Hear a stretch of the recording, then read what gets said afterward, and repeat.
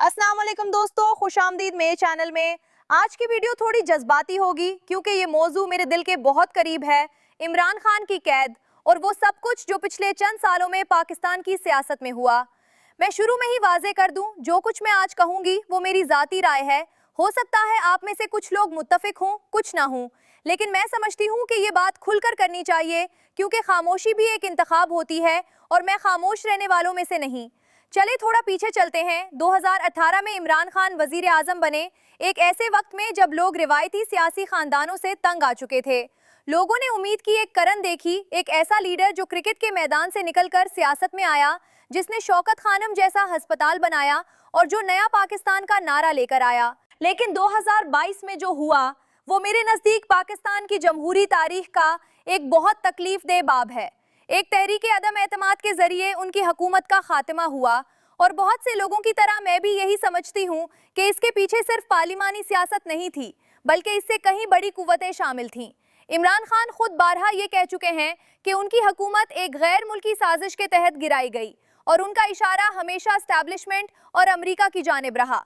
मैं नहीं कहती कि हर बात हर्फ ब हर्फ दुरुस्त साबित हुई, लेकिन जो कुछ इसके बाद हुआ वो इस शक को मजीद तकवीत देता है। इसके बाद का सिलसिला आप सबको याद होगा। मई 2023 में इमरान खान की गिरफ्तारी, जिसके बाद मुल्क भर में शदीद एहतजाज हुआ। फिर अगस्त 2023 में दोबारा गिरफ्तारी और तब से वो अमली तौर पर जेल में ही हैं। मेरे नजदीक सबसे तकलीफदेह बात यह है कि उनके खिलाफ दर्जनों मुकदमात बनाए गए। तोशाखाना केस, उद्दत केस, साइफर केस और ना जाने कितने और। इतनी तेजी से इतनी बड़ी तादाद में मुकदमात का सामने आना मुझे ये सोचने पर मजबूर करता है कि मकसद इंसाफ नहीं बल्कि एक शख्स को सियासत से मुस्तकिल तौर पर बाहर करना था। और फिर बशरा बीबी का मामला, एक खातून जो कभी सियासत का बराह रास्त हिस्सा नहीं रही, उन्हें भी 17 साल कैद की सजा सुना दी गई। मेरे नजदीक ये सिर्फ इमरान खान को नहीं बल्कि उनके पूरे खानदान को सजा देने के मुतरादिफ है और ये बात मुझे जाती तौर पर बहुत परेशान करती है। पीटीआई के मुकला और रहनुमा मुसलसल ये मौकफ अपनाते रहे हैं कि अदालती कार्रवाइयों में शफाफियत का फुकदान रहा। कभी रात दे फैसले, कभी मुकला को अदालत तक रसाई में रुकावटें, कभी मीडिया कवरेज पर पाबंदियां। और सच पूछे तो जब इंसाफ का अमल शफाफ ना हो तो शुकूक जन्म लेना फितरी बात है। अब आते हैं इस मौजू की तरफ जिस पर बात करना सबसे मुश्किल है, लेकिन मैं करूंगी क्योंकि यही वो असल मसला है। पाकिस्तान की तारीख में ये कोई नई बात नहीं कि सिविलियन हुकूमतों और ताकतवर इदारों के दरमियान तनाव रहा हो। जुल्फिकार अली भुट्टो से लेकर नवाज शरीफ तक बहुत से सियासतदानों ने यही शिकायत की कि जब वो एस्टैब्लिशमेंट की मंशा के खिलाफ चलने की कोशिश करते हैं तो उनका अंजाम बुरा होता है। इमरान खान की कहानी भी मुझे इसी सिलसिले की एक कड़ी लगती है। जब तक वो इदारों के साथ एक पेज पर थे सब ठीक था, लेकिन जैसे ही उन्होंने आज़ाद खाजा पॉलिसी की बात की, जैसे ही उन्होंने खुलकर ये कहना शुरू किया कि फैसले इस्लामाबाद में नहीं बल्कि कहीं और होते हैं, तब से हालात बिगड़ना शुरू हुए। मैं ये नहीं कह रही कि फौज बहैसियत इदारा सिरे से गलत है, बिल्कुल नहीं, ये हमारे मुल्क का एक अहम सतून है।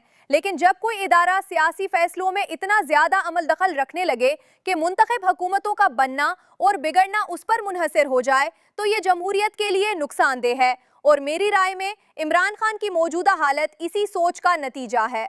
9 मई के वाकयात के बाद जो क्रैकडाउन हुआ, हजारों कारकुनों की गिरफ्तारियां, फौजी अदालतों में सिविलियंस के ट्रायल, पार्टी रहनुमा से जबरन इस्तीफे, ये सब मनाजर मुझे बतौर पाकिस्तानी शहरी तकलीफ देते हैं। किसी भी सियासी जमात के कारकुन के साथ ऐसा सुलूक, चाहे वो कोई भी पार्टी हो, जमहूरियत के लिए अच्छी अलामत नहीं।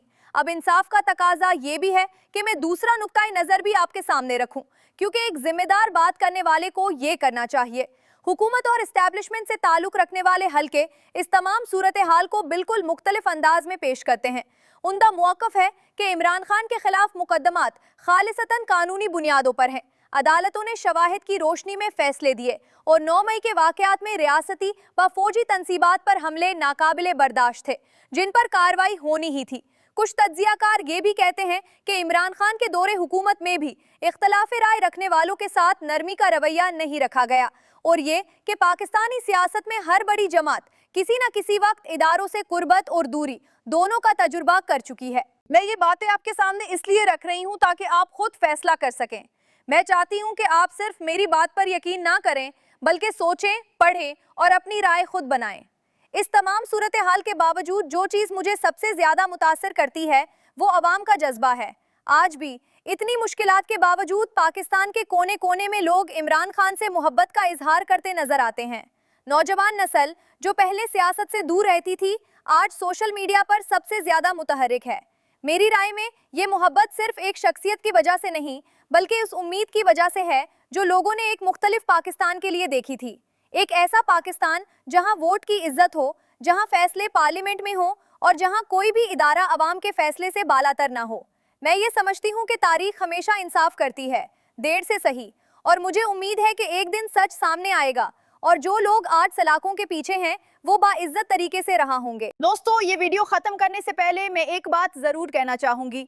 मुझे पता है सियासी गुफ्तगू में जज्बात बहुत तेज हो जाते हैं, लेकिन मेरी गुजारिश है कि हम अपना इख्तलाफ राय हमेशा पुरअमन तरीके से आइन और कानून के दायरे में रहते हुए जाहिर करें।